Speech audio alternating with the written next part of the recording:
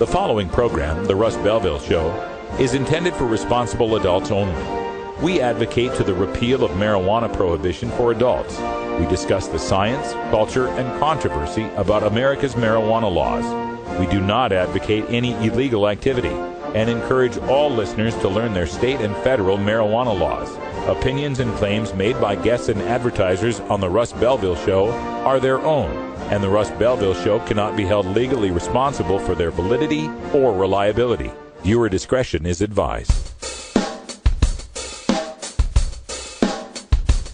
You take a seed, you plant it, you grow it, you dry it, you roll it, you smoke it. You take a seed, you plant it, you grow it, you dry it, you roll it, you smoke it, and it goes down smooth. Hey! Spanning the continent to bring you the truth about cannabis and marijuana law reform. I smoke pot and I like it a lot. From the promise of legalization. And I think that we need to rethink and decriminalize our marijuana laws. To the agony of prohibition.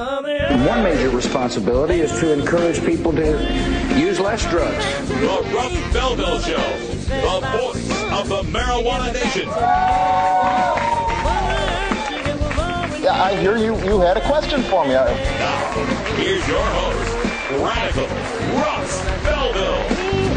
All right, good day, tokers and tokettes, and welcome to the weekend. We made it. It's Friday, March 29th, 2013, and it's got to be 420 somewhere in the world. Thanks for joining us for today's show. All sorts of great stuff to get to, not the least of which is our guest today, John Payne from Show Me Cannabis Regulation out there in Missouri. They had a very favorable poll on marijuana legalization. He's going to be in here to talk all about that, as well as decriminalization, medical, everything that's happening there in Missouri, and what you can do to help if you want to see legalization in the first southern state. Boy, that would be pretty amazing, wouldn't it? Also on today's show, we're going to take a look in the Northeast at Massachusetts. Their Department of Public Health just released some draft regulations for their medical marijuana program to cover dispensaries and such, and I've poured through that and found a few things that are quite disturbing, a little trip further into the Box Canyon, if you ask me. Also, in Behind the Headlines today, the story of an ex-couple, a couple who are ex-CIA agents. I think they're still a couple, former CIA agents who got caught up in a raid in Kansas for the most insane of reasons that has led them to question drug war tactics by our police. Kind of interesting how when it happens to them, they're very interested in this. But we'll talk about that in Behind the Headlines. And also today, it's Rockin' Friday, so Herb Thrasher's going to be calling in, and we're going to be getting some music from December in Red today. We saw them along with Lacero and Riverpool, and who else do we see? Gordon Avenue at the Red Room had a great show with Herb Thrasher. You may have seen the repeats. We'll be showing those videos later on. And then he'll be coming in tonight live for the Herb Thrasher Flower Hour at 8 o'clock tonight, 2 hours of rock and metal. I'm sure we'll talk about that show and some other albums coming out here in the rock and metal world. So stay tuned for that. Before we get to all of that, though, we have got our 420 radio news. And in the headlines today, we've got that hemp bill in Kentucky sailing through the House and the Senate. We got bad news for anybody, including Canadians, trying to make it in the United States if you're honest about your pot use. Vermont is considering marijuana decrim. A former MSNBC host has thanks for Tommy Chong and others who grew marijuana. And Rhode Island's decrim takes effect on April Fool's Day. And it's no joke.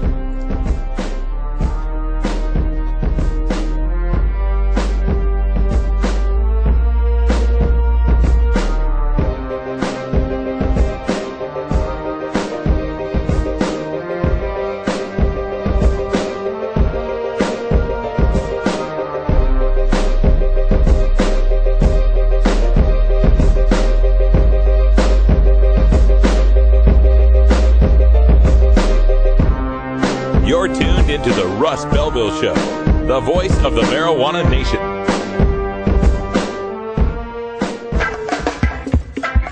I'm Sub Cool from Team Green Avenger. At TGAgenetics.com, we are working on the leading edge of medical strains. Our strains are rigorously tested for THC, CBD, THCV, and other critical cannabinoids. Know your grow. Check out our genetic diversity at tgagenetics.com, the home of Jelly Bean, Jack the Ripper, Vortex, and other award-winning cannabis strains.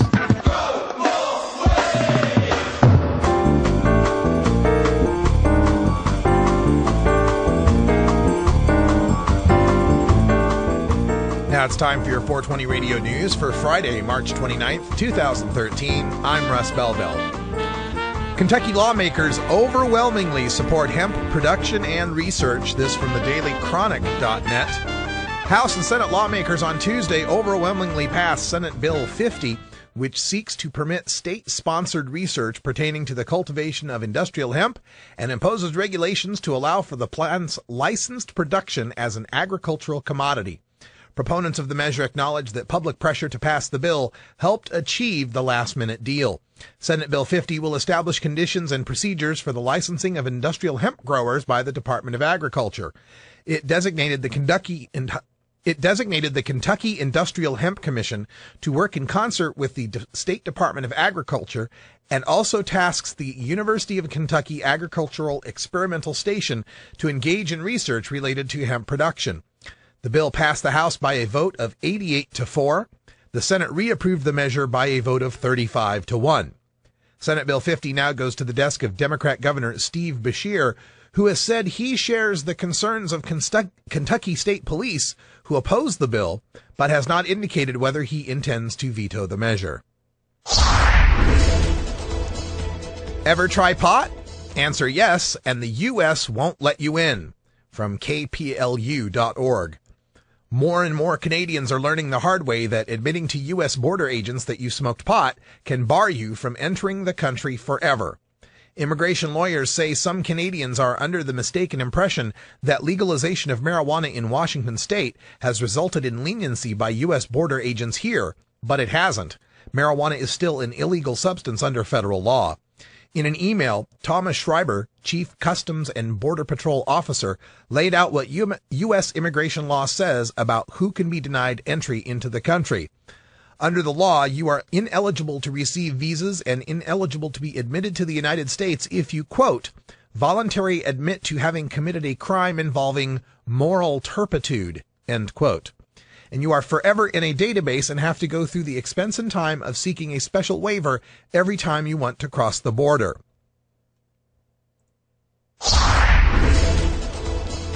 The Vermont House considers marijuana decriminalization bill from the Burlington Free Press.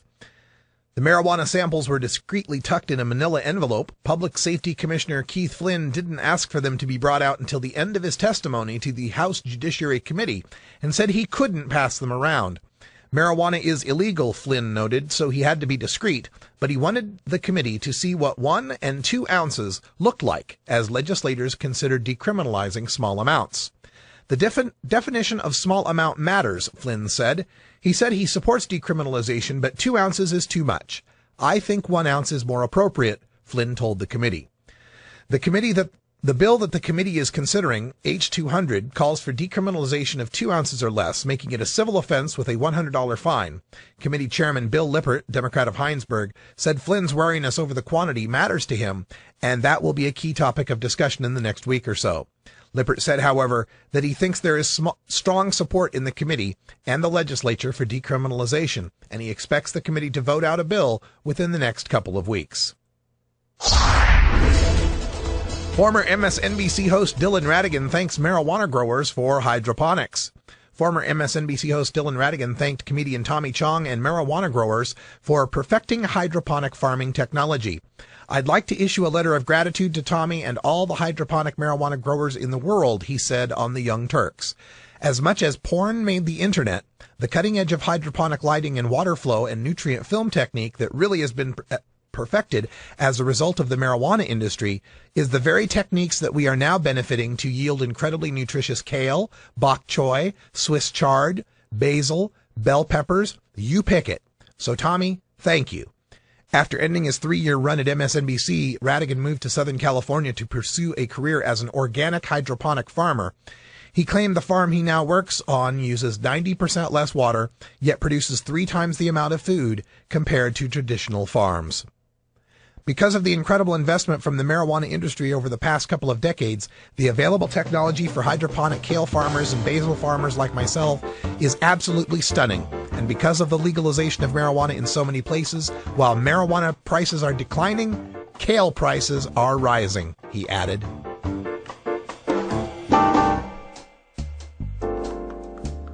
And that's your 420 Radio News for Friday, March 29th, 2013. I'm Russ Belville.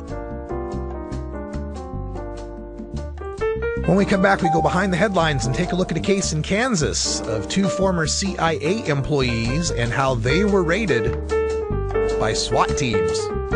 You're listening to 420radio.org. This is the Russ Belville Show. We'll be right back.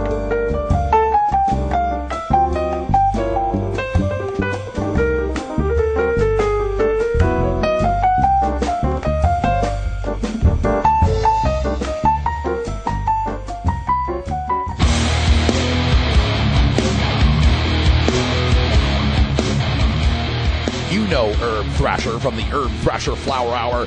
Now get ready for Herb Age Designs for the proud cannabis consumer.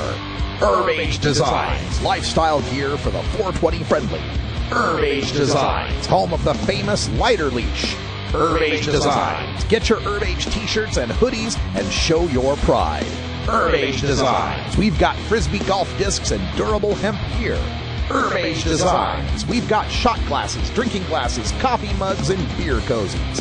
Check us out on Facebook and online at herbagedesigns.com. And follow Herb Age and Herb Thrasher on Twitter. We'll see you at this year's Hemp Fest. Crank it up.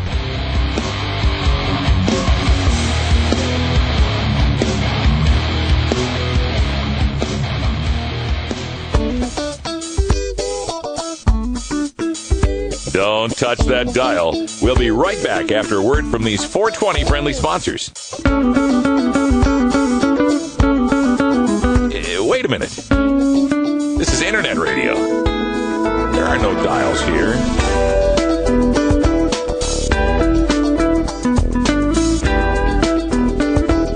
Welcome back, everybody. Time to go behind the headlines. It's 12 and a half after. And for today's story... Boy, what comes around goes around, doesn't it? This one's from KansasCity.com, and the title of it is Indoor Kansas Gardeners Claim Marijuana Search Was Illegal. What?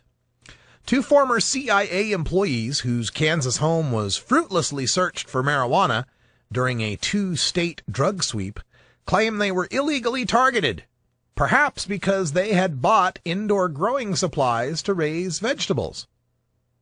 Oh? Adlin and Robert Hart sued this week to get more information about why sheriff's deputies searched their home in the upscale Kansas City suburb of Leawood last April 20th as part of Operation Constant Gardener. A 420 raid in Operation Constant Gardener catches two former CIA spooks who were growing tomatoes in their basement with some lights. Now, this Operation Constant Gardener was a sweep conducted by agencies in Kansas and Missouri that netted marijuana plants, processed marijuana, guns, growing paraphernalia, and cash from several other locations. The date of April 20th has long been used by marijuana enthusiasts to celebrate the illegal drug, and more recently by law enforcement for raids and crackdowns. Well, isn't that nice? If nothing else tells you that this is a culture war, then it would be law enforcement specifically choosing April 20th as a day to conduct their raids. But the Hart's attorney, Cheryl Pilate, or Pilate, one or the other, said she suspects the couple's 1,825 square foot split level was targeted because they had bought hydroponic equipment to grow a small number of tomatoes and squash plants in their basement. The suit filed in Johnson County District Court said the couple and their two children, a 7-year-old daughter and 13-year-old son, were shocked and frightened when deputies armed with assault rifles and wearing bulletproof vests pounded on the door of their home around 7:30 in the morning last April 20th. Oh, they just pounded on the door. Is that all? They didn't break it down? Shoot your dog? Leave you and your kids handcuffed in the pool of blood? Oh, well, consider yourselves lucky Adlin and Robert, because this is going on in America every day. And it's stories like this that when they pop up, I file them into a little memory bank called Reasons Why Non-Pot Smokers Should Support Ending Prohibition. This is happening to two former CIA employees, and the only illegal thing, and throughout the whole story and looking through some of the other sources on this, they have, of course, no criminal record. They, getting into the CIA to do, in fact, they even couldn't tell what they used to do in the CIA. I could tell you, but I'd have to kill you, right? They couldn't even talk about it. So obviously they've passed numerous, federal security checks. So there's nothing in their background or nothing about them currently that would lead to any reasonable suspicion that they were involved in any illegal drug activity. The only thing that stands out is that they bought perfectly legal indoor grow stuff. Indoor grow lights. This couple never smoked pot, didn't know anybody smoked pot, had no attachment to pot whatsoever. They didn't bother to so they bought some grow lights. All right, let's sift through their trash. They don't need a warrant for that, folks. They can go through your trash, right? Let's see if there's anything in the trash that would indicate, that they'd been growing marijuana. Let's monitor them for a while. Are they buying other supplies that would seem like marijuana? No. Apparently, just from the buying of the grow lights, they go after these people. Now, another part of this would be found in the description of the upscale Kansas City suburb and 1,825 square foot split level home.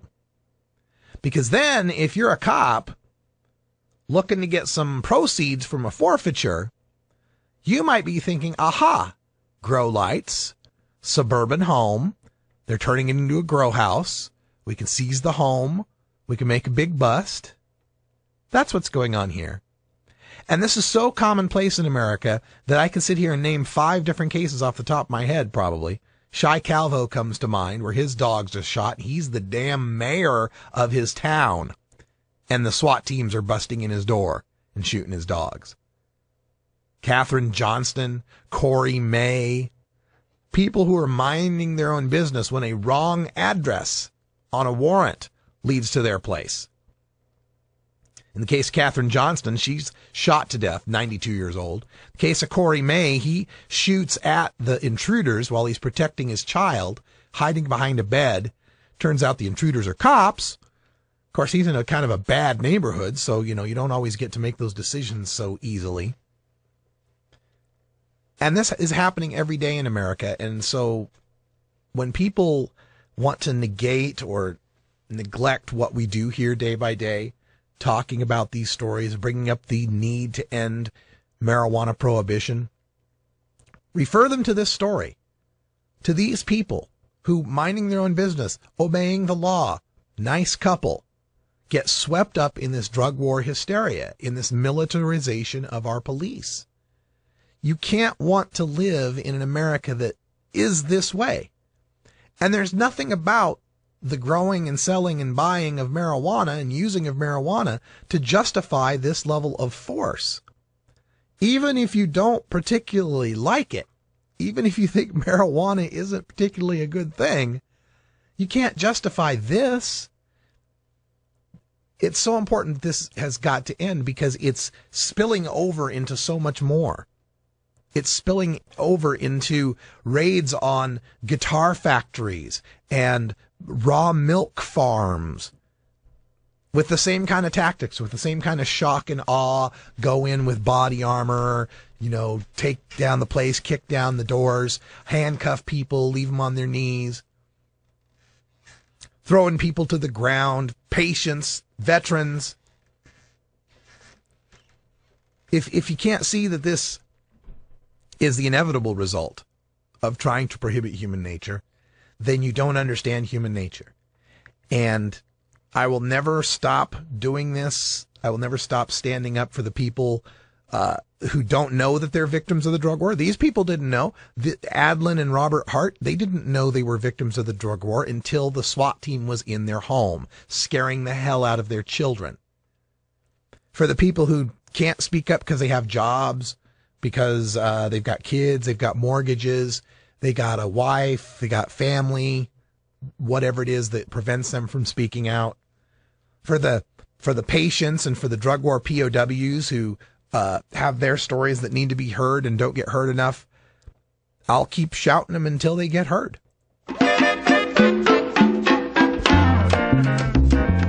And fortunately, we have such a fine herb that helps relieve stress, because this can be quite stressful. Indeed. We're going to get to it. We'll be right back.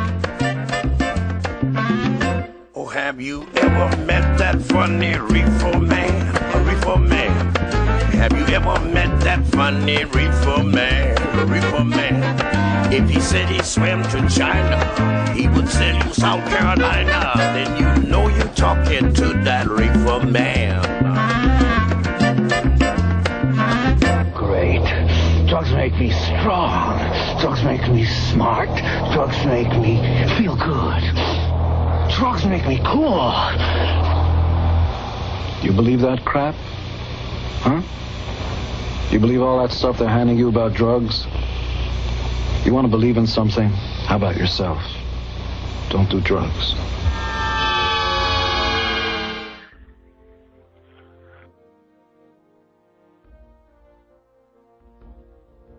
I am not a stoner. I am nothing you've heard. I'm you. We may not be happy with the world that we live in. Politicians who believe in criminalization, making deals with big pharma, and trading big money behind the scenes is not a way to stay in office. I will go to bat for you. I will go to Burning Man and smoke my brains out. I'm Terry Joyce, and I approve this message.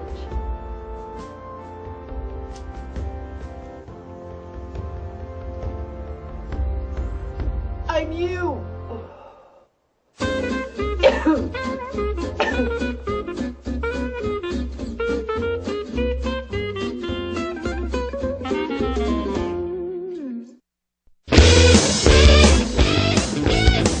Everyone knows music and marijuana go together, so let's wind up our 20 after break with the Russ Belville Show's Daily Toker Tunes, the best in pod-safe 420 music from around the web. Today is Rockin' Friday, featuring rock, metal, and the hard edge of alternative country.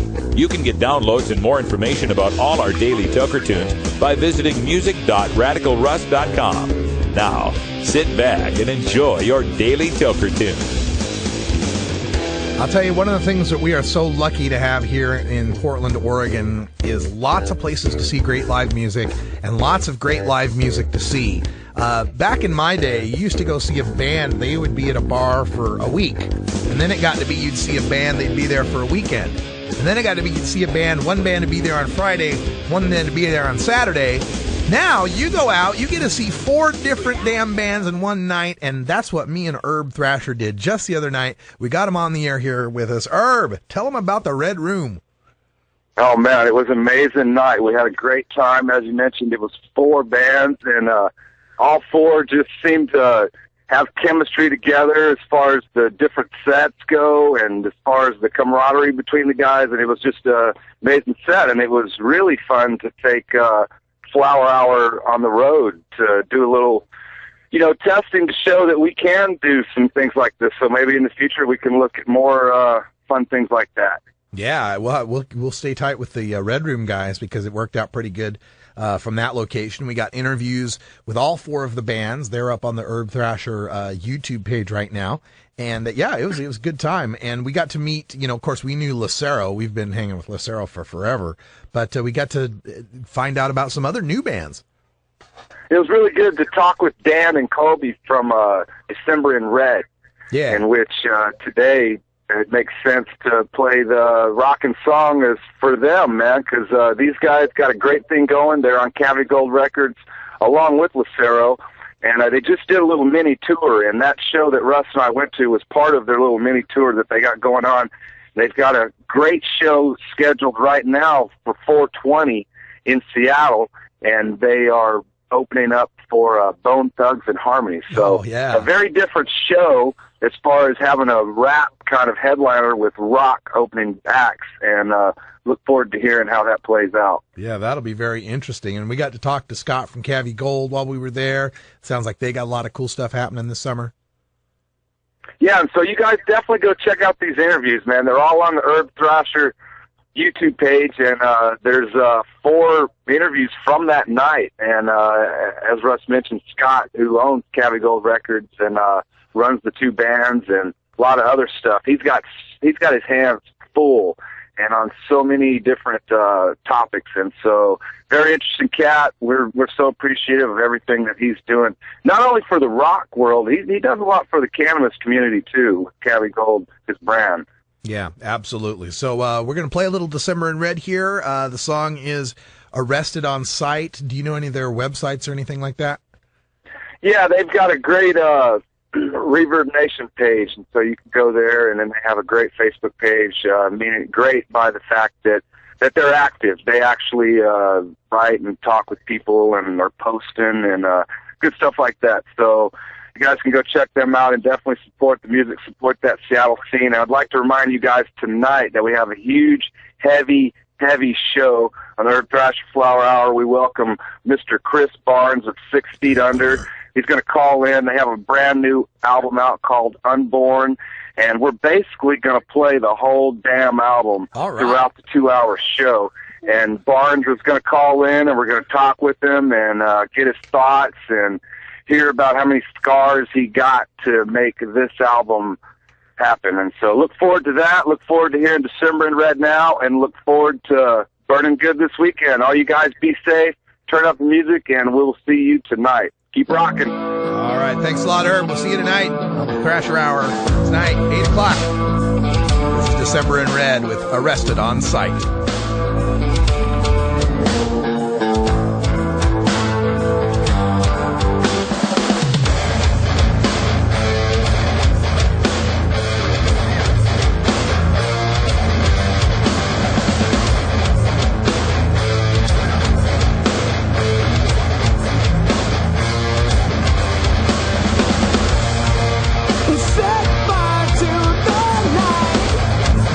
Drink all the water I had.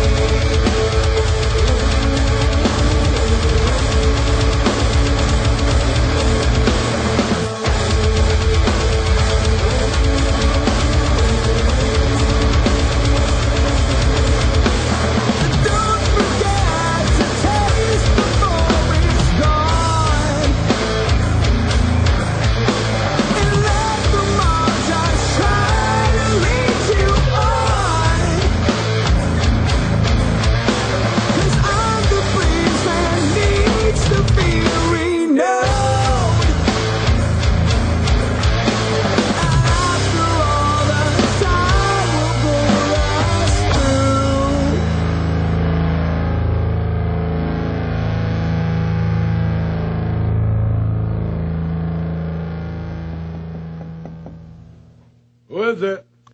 It's me, Dave. Open up, man. I got the stuff.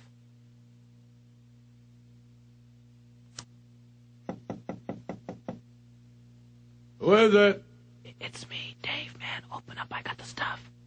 Who? It's Dave, man. Open up. I think the cops saw me come in here.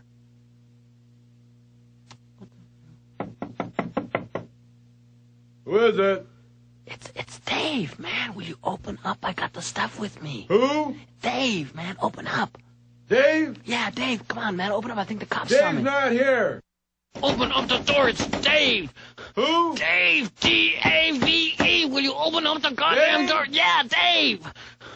Dave? Right, man. Dave. Now, will you open up the door? Dave's not here. Oh. Respect the law, but know your rights.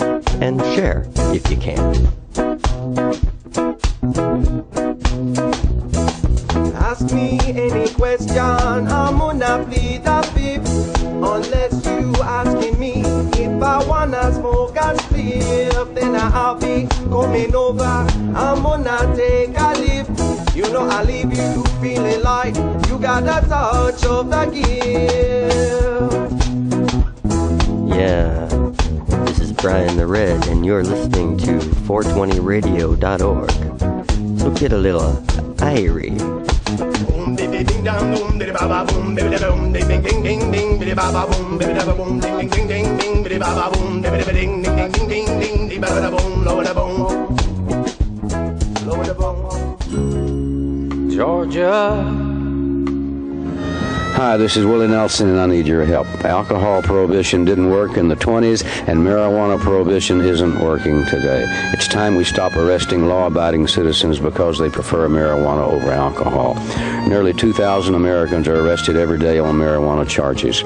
We're unfairly destroying the lives and careers of hundreds of thousands of people each year simply because they smoke marijuana. These are not criminals. They're average citizens like you, good neighbors who work hard, raise families, pay taxes, and contribute to their communities. We need your help to end marijuana prohibition once and for all. It's the fair thing to do. For more information, contact NORML, the National Organization for the Reform of Marijuana Laws. Call toll-free 888-67-NORML or visit their website at NOR. You want answers? I'm as mad as hell, and I'm not going to take this anymore. You want answers? You have offended my family. I think I'm entitled. You want answers? I want the truth. And you have offended a Shaolin temple. You can't handle the truth. Surely you can't be serious. I am serious. And don't call me Shirley. Radical rant. A couple of days ago, I talked about the medical marijuana bill in Illinois and how it was leading further into the Box Canyon.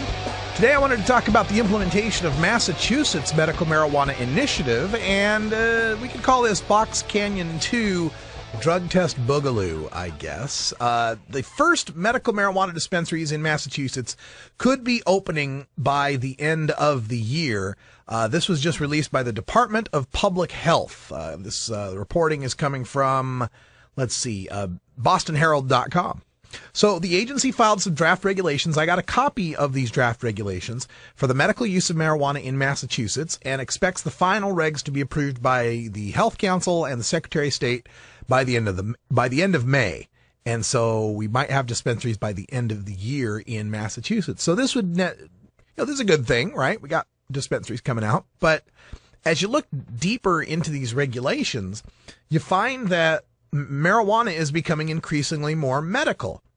In one case, they talk about Massachusetts has a prescription drug tracking program to prevent, addicts from doing doctor and pharmacy shopping, and they want to have cannabis treated in that particular program. So the more that we keep putting cannabis in the medical frame, the more they want to apply the medical controls to it. And that's what we're seeing with this regulation. So let me just go through some of the points that are in this Massachusetts regulations. These are the draft public regulations for medical marijuana. They're going to be calling them MMTCs, Medical Marijuana Treatment Centers. As I call them, MWIOs. Money walks in, marijuana walks out.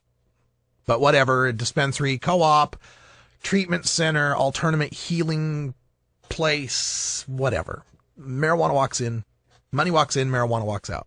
All right, so the requirements for these in Massachusetts are going to require each nonprofit medical marijuana organization. And right there, you already see one of the problems that we have here. Only with medical marijuana in medicine do we insist that the businesses be nonprofit. Right? Merck's not required to be nonprofit. Bristol Myers Squibb isn't required to be nonprofit. Plenty of companies out there, Humana, Aetna, a lot of profit going on in medical care, but for some reason with marijuana, it's got to be nonprofit. But anyway, these MMTCs have to operate their own cultivation and dispensing facilities. So, the closed shop, right? You get your weed from dispensary A, it's only the weed grown at dispensary A. According to their regs, this allows for uniform seed-to-sale control and maximized security. Now, this would be tighter than even what's going on in Colorado. If I'm understanding correctly, Colorado is like 70% must be grown at the medical marijuana dispensing facility. What do they call them in Colorado? Anyway, here they're talking about 100%, grow all of it, right? But all this leads to is restricting good strains of medicine to one particular place. Eventually, people will find out that the good stuff's at this place, the bad stuff's at that place. And given the regulations they've set up for Massachusetts for how people have to register for particular dispensaries, that's going to make things kind of difficult. You got to just hope you live close enough and got to register for one of the ones with the good growers.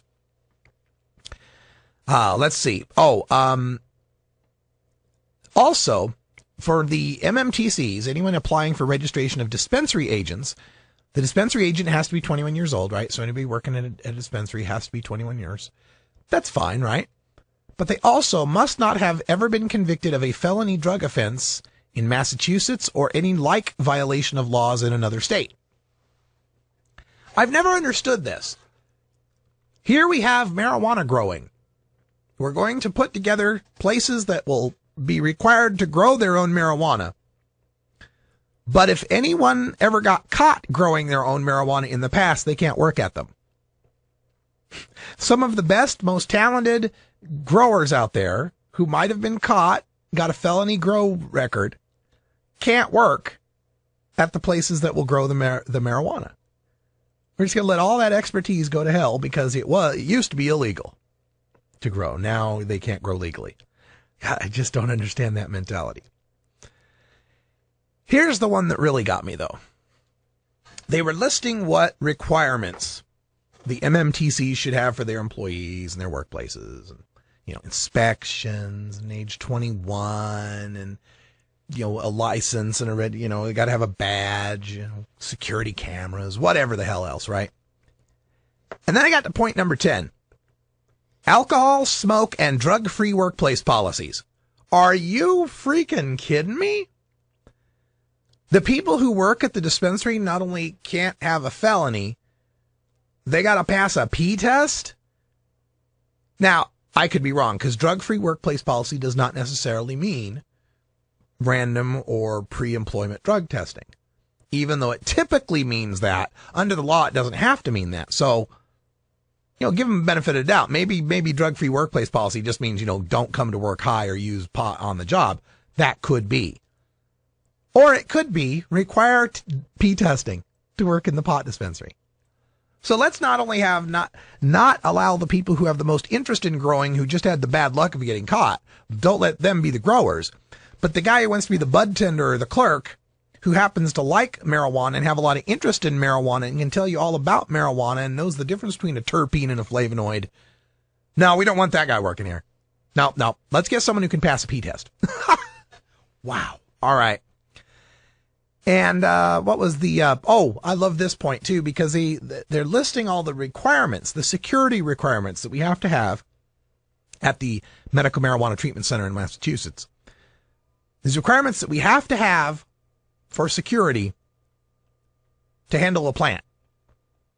24-hour recordings from all video cameras that are available for immediate viewing by the police department upon request and are retained for at least 90 days. Recordings shall not be destroyed or altered and shall be retained as long as necessary if the MMTC is aware of a pending criminal, civil, or administrative investigation or legal proceeding for which the recording may contain relevant information. And the cameras must have the ability to produce a clear, color still photo that is a minimum of 9,600 dots per inch from any camera image live or recorded. Wow. This is like, CSI level scan down to the license plate from a satellite level photography, folks. 9,600 dots per inch. Let me give you an idea. That might not mean anything to a lot of people. Let me give you an idea. Most of the stuff you see on the web is either 72 or 96 dots per inch. Most of the stuff that you see printed out for the nice crisp printout, your typical LaserJet printer, 300 to 600 dots per inch. You want to get photo quality paper, photo quality printers, 2,400 dots per inch, 4,800 DPI. 9,600 DPI is insanely good resolution that they're going to require at these MMTCs. All right, let's get to this one. Caregivers. Here's the Massachusetts draft regulation for caregivers. Got to be 21. And unless you're working in a hospice, you're like a nurse or something, right? If you're a caregiver, you may only serve one patient. Yep. So your mom's got cancer and your dad's got irritable bowel. Guess what? You can only be a caregiver for one of them. Sorry. A qualifying patient, though, may have up to 2 caregivers, but only one of them may grow for that patient. Right. So this, of course, is to try to stem the tide of, why I'm not a dispensary. I'm a caregiver for 1,000 people, one person at a time. So that's why they're doing that. They got the debilitating condition list from DPH that they don't make any changes to the debilitating condition list. That list, by the way, is cancer, glaucoma, HIV/AIDS, Hep C, Lou Gehrig's disease, Crohn's disease, Parkinson's disease, and multiple sclerosis. Only when such diseases are debilitating.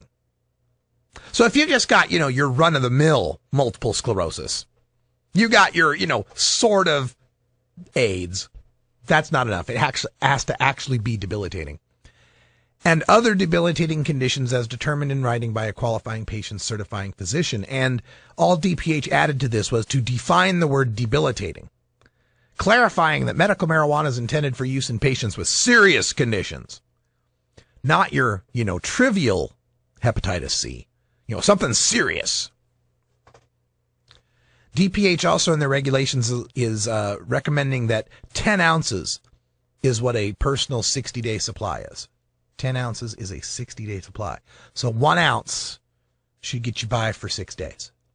An ounce for 6 days should be enough for anyone. That's a half ounce every 3 days, right? That should be fine. Half ounce is 14 grams every 3 days. So maybe 5 grams a day. That should be enough for you. That's all you need.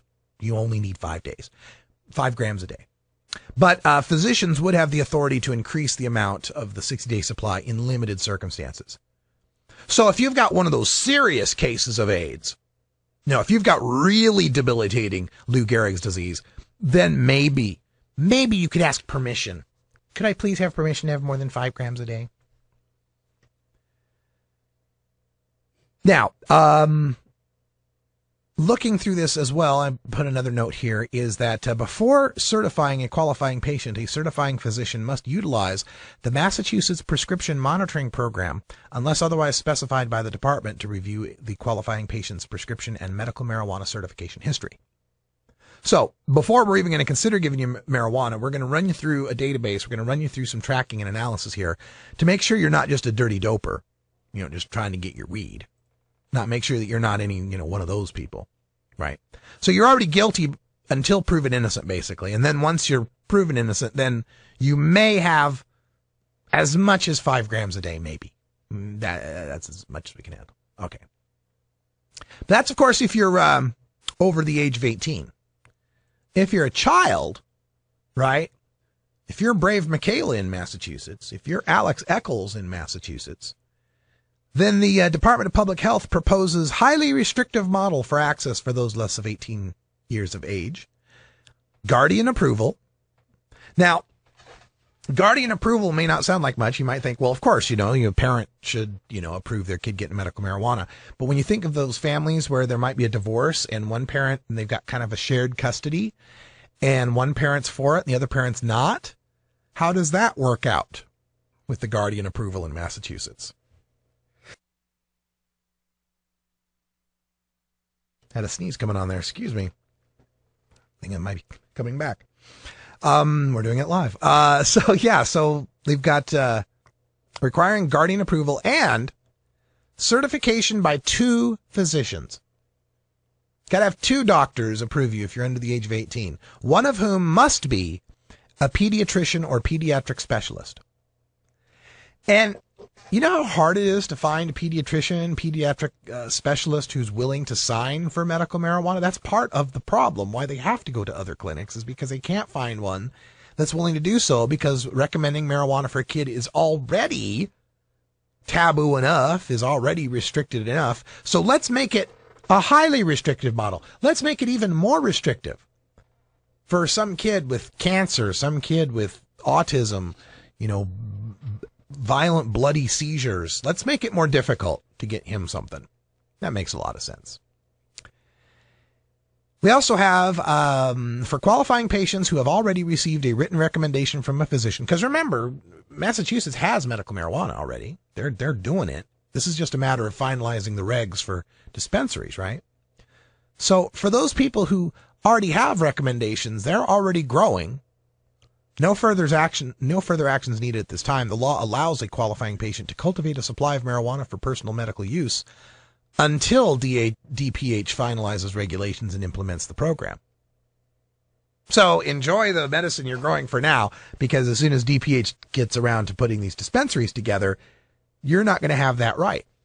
In fact, what you're going to have to do, and this is further in the recommendation in these regulations, is you're going to have to apply for what they're going to call a hardship cultivation license. You're going to have to actually prove that they need to give you an exemption, that they need to allow you to grow instead. And you have to prove that it's too hard for you to go to the dispensary. It's too hard. You don't have a caregiver who can take you there. It's too hard for you to get there yourself. You don't make enough money to afford what's at the dispensary. And then maybe they will grant you a hardship exemption for your use of medicine. And this is just the same kind of hoops that are going to happen. They're going to continue to happen so long as we keep trying to separate people by who's sick enough to have compassion for and who's healthy enough to put in a cage.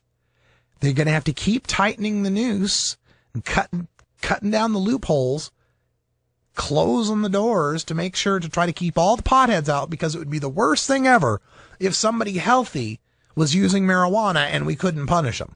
That would be awful. So in order to maintain that paradigm of being able to punish adults who choose to use a substance safer than alcohol, in order to keep that going, we're going to have to make it harder for an 18-year-old or a 12-year-old to treat their leukemia puking with cannabis. In order for us to try to stop the adults from smoking marijuana, we're going to have to make sure that you can only be a caregiver for one person. Maybe you've got the ability, maybe you're a great grower, and you'd have the ability, if you were allowed to do so, you could care for 24 people. You could bring health and relief and an end to pain and suffering to 24 people. But since one of those 24 might not be sick enough, we're going to restrict you to one. We're going to keep this genie in the bottle as much as we can. We're going to restrict it to as few people as we can. Does this make any kind of sense for how we deal with medicine, how we deal with a non-toxic herb? Treating it like it's plutonium. We're going to take a short break. I'm going to try to get John Payne on the line. We weren't able to get him at the regular time. We'll see if we get him now. If not, we'll be back for some chat. Stick around.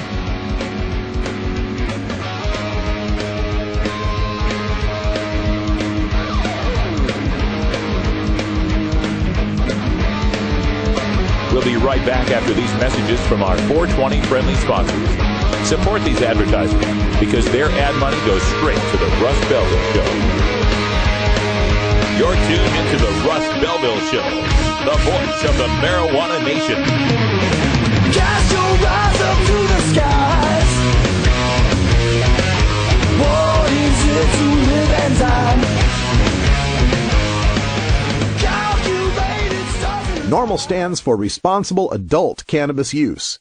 If cannabis use is causing problems in your life, consider taking a break or seeking medical assistance. Consider ceasing cannabis use if you have a family history of mental illness. Don't drive or operate heavy machinery while impaired by cannabis use. Cannabis use is not without risks, even though the risks are far less than those posed by legal drugs. Look, when I was a kid, I inhaled frequently. That was the point. Remember, Mr. President, you once were just one bust away from being Barry the drug criminal. Life ain't a box of chocolates gum. That's why people smoke weed and take bumps and drink way too damn much and get drunk and do it all over again first of the month. The cannabis community includes a diverse set of activists and nonprofits working to end the prohibition of marijuana. We take the time to hear the stories of reform on the Russ Belville Show's Cannabis Community Chat. All right, welcome back, everybody. Just about 7 minutes to the top of the hour, and unfortunately going to be unable to get John Payne from Show Me Cannabis Regulation on the line, but we were going to talk a little bit about that poll that just came out showing 50% support for cannabis legalization in the state of Missouri. And, you know, a point I wanted to make about it is how none of that would have been possible without the hard work of some really dedicated activists in Missouri. You know, a couple of years ago, was it a couple of years? Was it a year ago? Time, I can't even tell anymore. But there was that tornado in Joplin. And at the time, I was the normal outreach coordinator and was working with Kelly Maddie out there with Joplin Normal. And his house was literally in the path of the tornado. I mean, just completely uprooted. His whole family, you know, devastated by this natural disaster.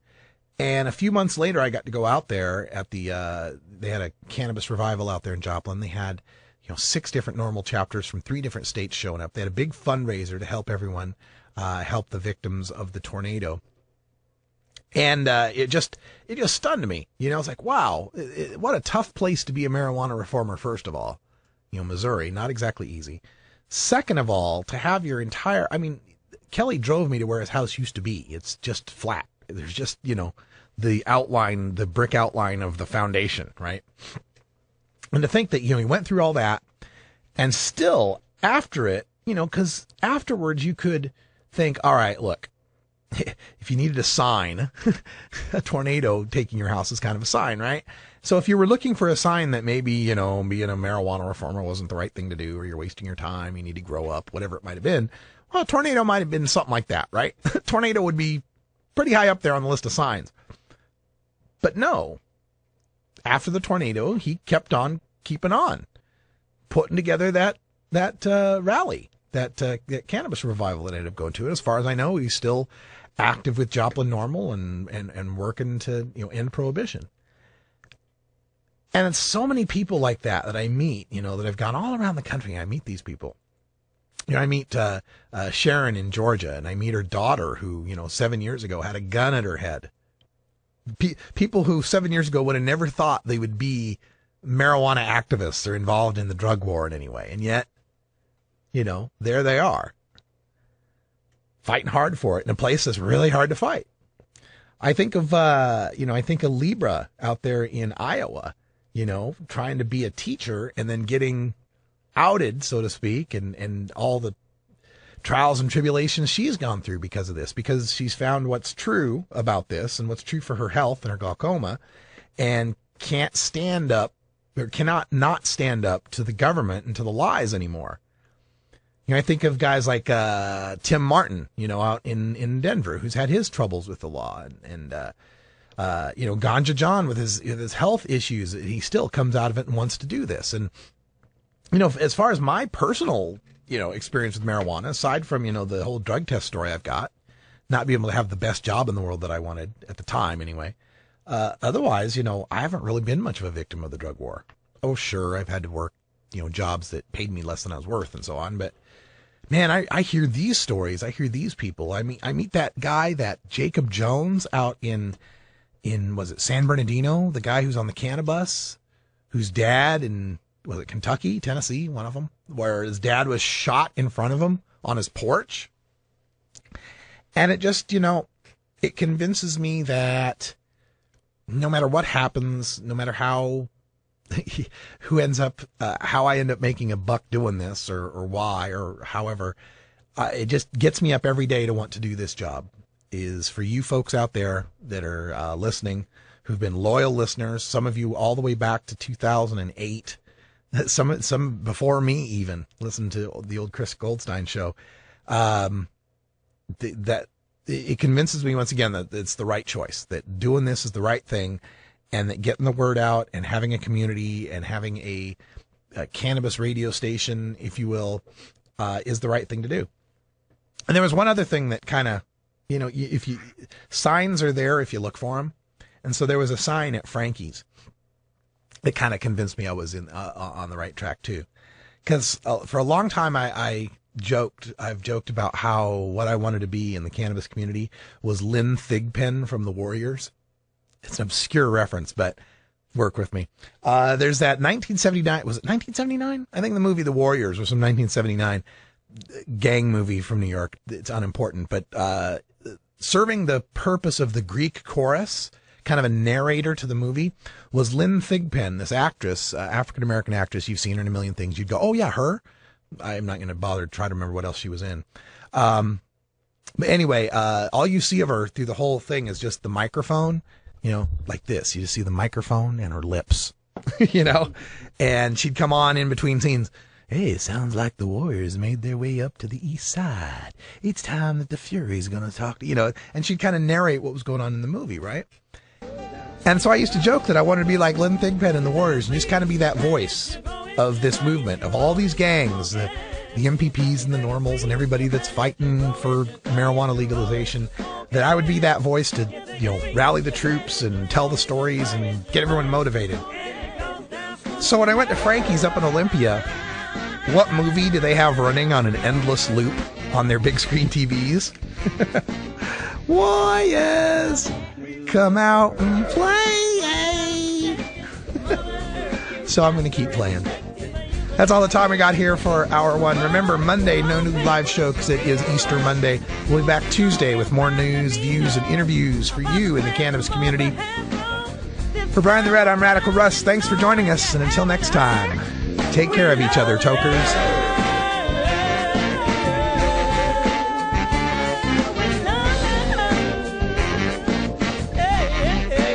This is the Russ Belville Show. The Russ Belville Show is blogging and podcasting daily at radicalruss.com. You take a seed, you plant it, you grow it, you dry it, you roll it, you smoke it. You take a seed, you plant it, you grow it, you dry it, you roll it, you smoke it. You take a seed, you plant it, you grow it, you dry it, you roll it, you smoke it, and it goes down smooth. Hey!